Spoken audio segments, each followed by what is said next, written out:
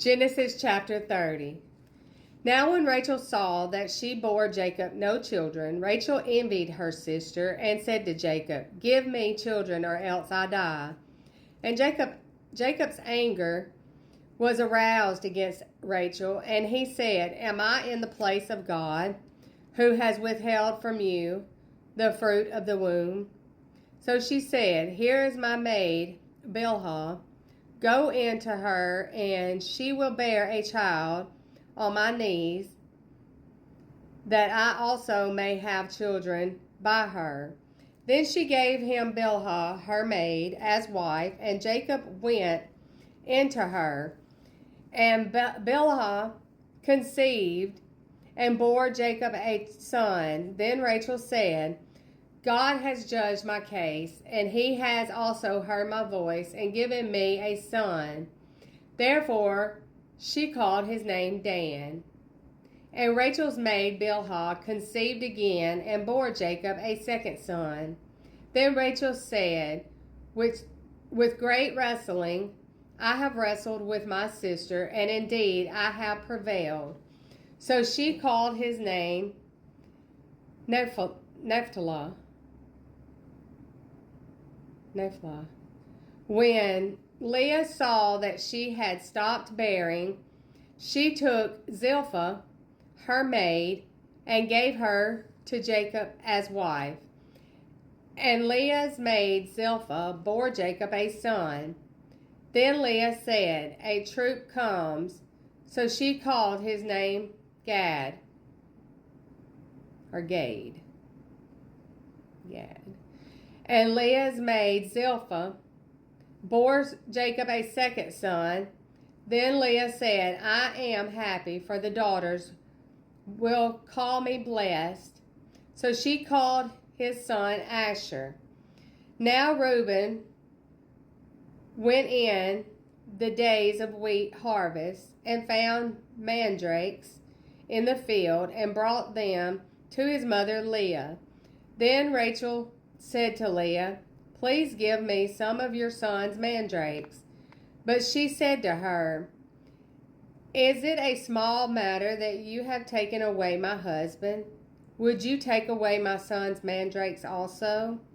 And Rachel said, "Therefore he will lie with you tonight for your son's mandrakes." When Jacob came out of the field in the evening, Leah went out to meet him and said, "You must come in to me, for I have surely hired you with my son's mandrakes." And he lay with her that night. And God listened to Leah, and she conceived and bore Jacob a fifth son. Leah said, "God has given me my wages, because I have given my maid to my husband." So she called her name Issachar. Then Leah conceived again and bore Jacob a sixth son. And Leah said, "God has endowed me with a good endowment. Now my husband will dwell with me, because I have bore him six sons." So she called his name Zebulun. Afterwards she bore a daughter and called her name Dinah. Then God remembered Rachel, and God listened to her and opened her womb. And she conceived and bore a son, and said, "God has taken away my reproach." So she called his name Joseph, and said, "The Lord shall add to me another son." And it came to pass, when Rachel had borne Joseph, that Jacob said to Laban, "Send me away, that I may go to my own place and to my country. Give me my wives and my children, for whom I have served you, and let me go. For you know my service, which I have done for you."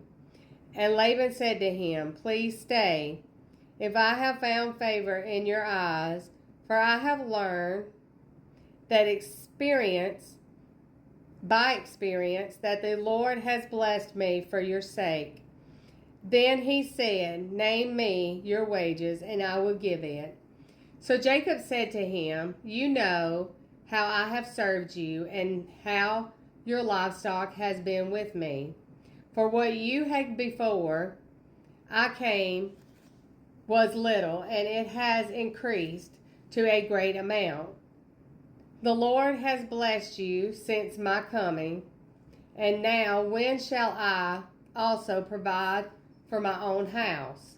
So he said, "What shall I give you?" And Jacob said, "You shall not give me anything.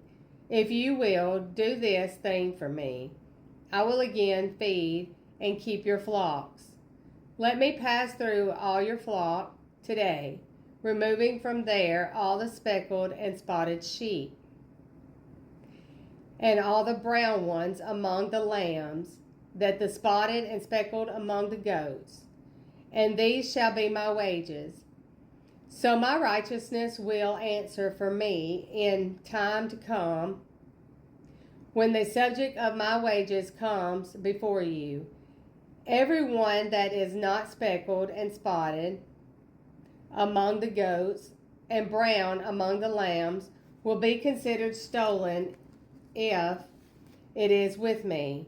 And Laban said, "Oh, that it were according to your word." So he removed that day the male goats that were speckled and spotted, all the female goats that were speckled and spotted, every one that had some white in it, and all the brown ones among the lamb, and gave them into the hands of his sons. Then he put 3 days' journey between him and Jacob. And Jacob fed the rest of Laban's flocks. Now Jacob took for himself rods of green poplar and of the almond and chestnut trees, peeled white stripes in them, and exposed the white which was in the rods, and the rods which he had peeled. He sat before the flocks in the gutters, in the watering troughs, where the flocks came to drink, so that they should conceive when they come to drink. So the flock conceived before the rods, and the flocks brought forth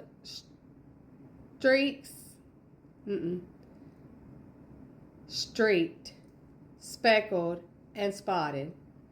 Then Jacob separated the lambs and made the flocks face toward the streaked, and all the brown in the flock of Laban. But he put his own flocks by themselves, and did not put them with Laban's flock. And it came to pass, whenever the stronger livestock conceived, that Jacob placed the rods before the eyes of the livestock in the gutters, that they might conceive among the rods. But when the flocks were feeble, he did not put them in. So the feebler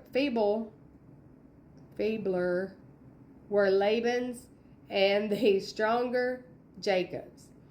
Thus the man became exceedingly prosperous, and had large flocks, female and male servants, and camels and donkeys.